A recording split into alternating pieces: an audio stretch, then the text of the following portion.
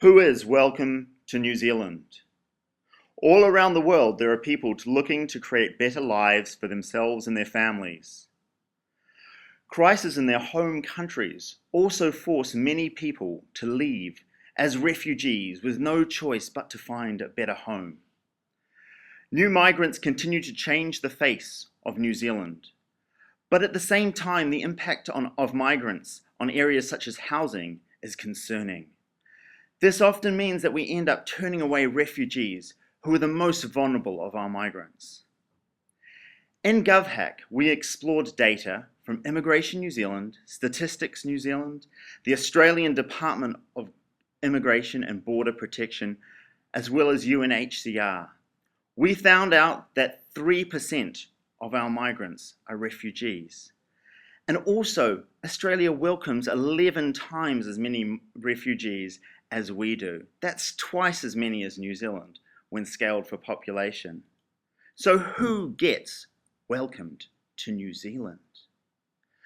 When we visualize the data, we can see that consistently over the past 10 years, the number of migrants eclipses the number of refugees. Last year, it was only 3% of our migrants were refugees. So we really are cherry picking the best rather than looking after those in need.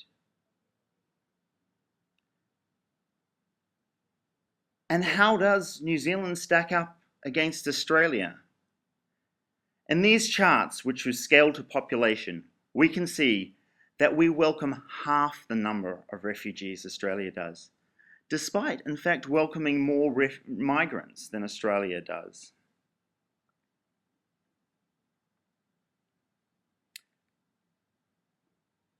So, if you're a refugee, it really actually pays to be looking towards Australia.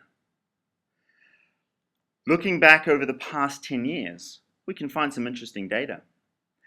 In 2012, there was actually a peak in the number of refugees accepted by Australia. This was a result of a report from an expert panel on asylum seekers.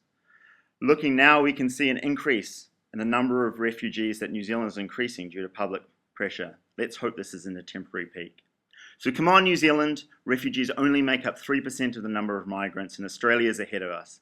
Let's play our part and double the